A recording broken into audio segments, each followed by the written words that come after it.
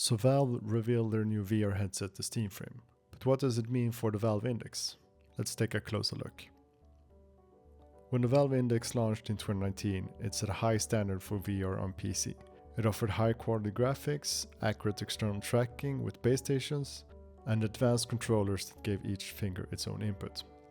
It quickly became the go-to headset for enthusiasts with a good gaming PC. The biggest boost was the introduction of Half-Life Alyx, specifically made for the Valve Index and only playable through VR.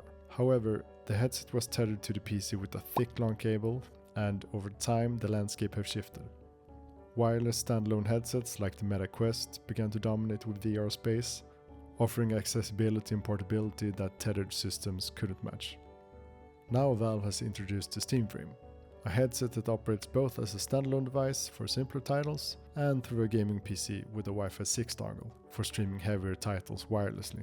And with the name Steam Frame, Valve is deliberately distancing it from the Index line.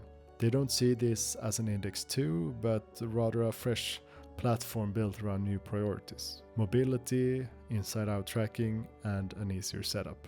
So if the Steam Frame is not a replacement, what does that mean for the Index?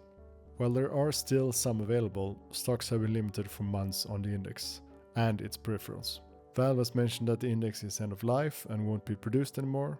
They are hoping other VR companies will continue to support it and maybe even take over manufacturing. But I wouldn't have my hopes up. So where does that leave us?